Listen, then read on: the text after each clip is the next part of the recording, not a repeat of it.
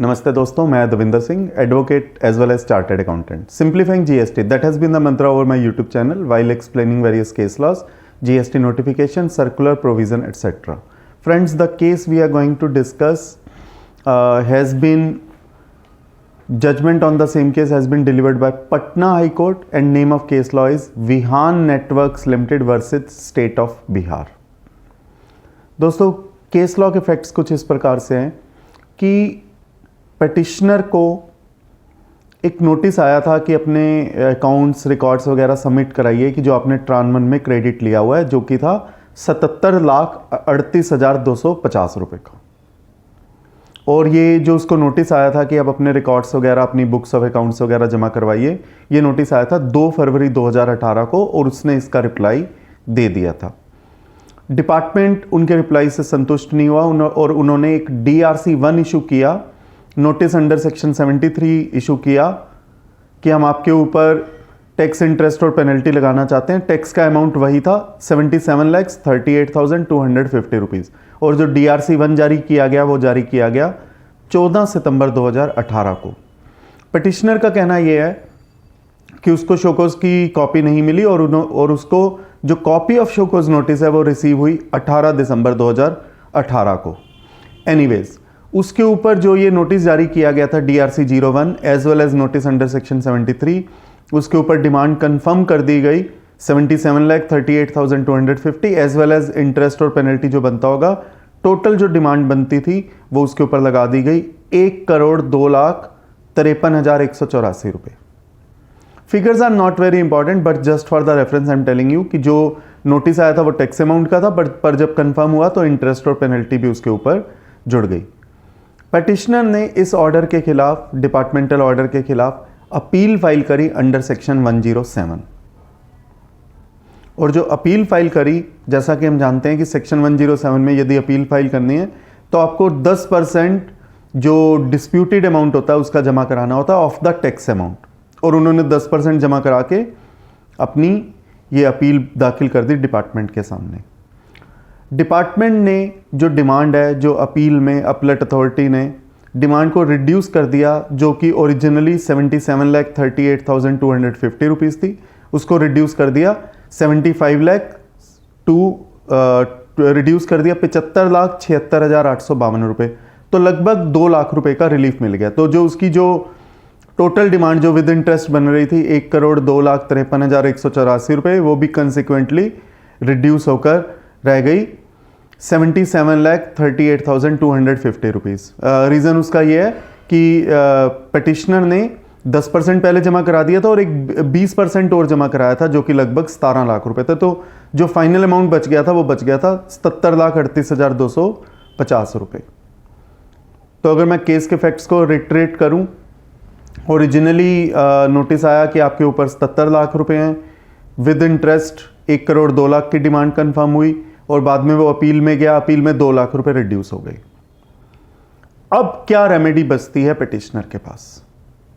जो रेमेडी बचती है वो बचती है कि वो ट्रिब्यूनल में जो फर्स्ट अपीलेट अथॉरिटी, अगर उसके ऑर्डर से भी संतुष्ट नहीं है तो वो ट्रिब्यूनल के पास जा सकता है. बट जैसा कि हम जानते हैं कि GST ट्रिब्यूनल आज तक नहीं बने, तो उसके पास जो अपॉर्चुनिटी थी उसने हाई कोर्ट को अप्रोच किया by way of writ under article 226, क्योंकि कोई अल्टरनेटिव रेमेडी अवेलेबल नहीं है.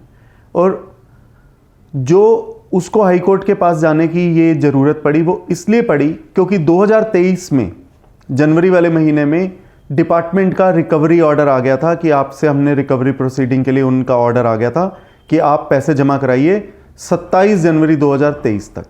और जो उसको नोटिस पहुंचा था वो पहुंचा था 25 जनवरी 2023 का. 2 दिन का समय दिया गया था कि 2 दिन में आप जमा करवाइए, नहीं तो हम आपकी रिकवरी स्टार्ट कर देंगे. रिकवरी प्रोसीडिंग जो कि लिखी हुई है अंडर सेक्शन 79. पिटिशनर ने हाई कोर्ट के पास रिट डाली अंडर आर्टिकल 226 और पिटिशनर ने कहा कि अगर ट्रिब्यूनल होती तो मैं फर्स्ट अपीलेट अथॉरिटी के ऑर्डर के अगेंस्ट ट्रिब्यूनल में जाता और मेरे पास वो अपॉर्चुनिटी होती, पर क्योंकि ट्रिब्यूनल नहीं है तो मैं ट्रिब्यूनल के पास कैसे जाऊं. और यदि मैं ट्रिब्यूनल के पास जाता तो मुझे 20% ऑफ द रिमेनिंग अमाउंट जमा करवाना होता स्टे मनी के रूप में, और जो पूरा ऑर्डर है उसके ऊपर स्टे लग जाती। और मैंने इसीलिए जो 20% से ऊपर का अमाउंट 17 लाख रुपए भी ऑलरेडी डिपार्टमेंट को जमा करवा दिया है, और अपनी इंटेंशन बिल्कुल जाहिर रखी है कि मैं ट्रिब्यूनल में जाऊंगा जब भी ट्रिब्यूनल ओपन होंगे। और यहाँ पर एक removal of difficulty order issue किया गया था जीएसटी के द्वारा, जिसमें ये कहा गया था कि जो 3 महीने का समय है वो तब से शुरू होगा जब से ट्रिब्यूनल बनेंगे, जबकि ट्रिब्यूनल के पास जाना होता है 3 महीने फ्रॉम द फर्स्ट अपलेट अथॉरिटी ऑर्डर। बट क्योंकि ट्रिब्यूनल बना नहीं तो इसलिए 3 महीने उस दिन से शुरू होंगे जिस दिन ट्रिब्यूनल बनेगा। तो अभी लिमिटेशन भी खत्म नहीं हुई, अभी भी पिटिशनर के पास टाइम है, इसलिए रिकवरी प्रोसीडिंग स्टार्ट नहीं होनी चाहिए, उसके ऊपर ये फाइनल ऑर्डर जो है वो नहीं आना चाहिए। और उसने अपनी इंटेंशन को बिल्कुल क्लियर रखा है, 20% जो अमाउंट है वो भी जमा करवाती है। जो ट्रिब्यूनल बनना था वो सेक्शन 109 में बनना था, और अपील करने के लिए जो प्रोसीजर है, जो उसका रेलेवेंट सेक्शन है वो 112 है। बट क्योंकि ट्रिब्यूनल बना ही नहीं है तो अभी पिटिशनर के पास कोई रास्ता नहीं है। हाई कोर्ट ने इस बात को समझा और उन्होंने ऑर्डर को, जो नोटिस है उसको सेट असाइड कहा, और उन्होंने कहा ये नोटिस के ऊपर अभी स्टे लग गई है, अभी डिपार्टमेंट इसकी रिकवरी नहीं करेगा, और डिपार्टमेंट को कहा आप अपना रिजॉइंडर इसके ऊपर फाइल कीजिए। दोस्तों, ये केस सिर्फ विवान नेटवर्क्स लिमिटेड के लिए नहीं है, ये केस कहीं ना कहीं हम सबसे संबंधित है। कोई भी ऐसा व्यक्ति जिसके ऊपर अगर डिमांड क्रिएट कर दी गई है डिपार्टमेंट के द्वारा, और अगर वो फर्स्ट अपलेट अथॉरिटी में गया है, और यदि वो फर्स्ट अपलेट अथॉरिटी के ऑर्डर से भी संतुष्ट नहीं है, तो उसके पास ये रास्ता अवेलेबल है कि वो ट्रिब्यूनल के पास जा सकता है। पर क्योंकि अभी तक ट्रिब्यूनल बने नहीं है, तो व्हाट ही शुड डू, उसको 20% जो अमाउंट है वो जमा करवा देना चाहिए, और एक चिट्ठी डिपार्टमेंट को लिख देनी चाहिए कि जब ट्रिब्यूनल बनेगा मैं तब ट्रिब्यूनल में जाऊंगा, और मैंने 20% अपनी इंटेंट को बिल्कुल जाहिर कर दिया आपके सामने कि मुझे ट्रिब्यूनल के पास बाद में जाना है। पर साथ में बात ये भी सोचने वाली है कि हर व्यक्ति को इस जजमेंट का फ़ायदा नहीं लेना है, उसको प्रिपेयर होना चाहिए कि उसके केस में दम है या नहीं है, केस में मेरिट्स हैं या नहीं है। क्योंकि कल को अगर ट्रिब्यूनल का ऑर्डर भी अगर एडवर्स आया तो जो इंटरेस्ट का मीटर है वो साथ के साथ चलता रहेगा।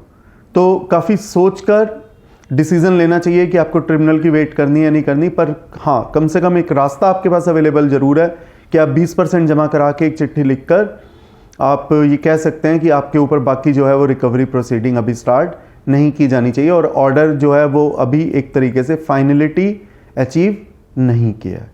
दोस्तों, मैं उम्मीद करता हूँ ये जजमेंट आपके प्रोफेशनल एंडेवर्स के लिए, आपके बिजनेस एंडेवर्स के लिए काफ़ी यूज़फुल साबित होगी। धन्यवाद।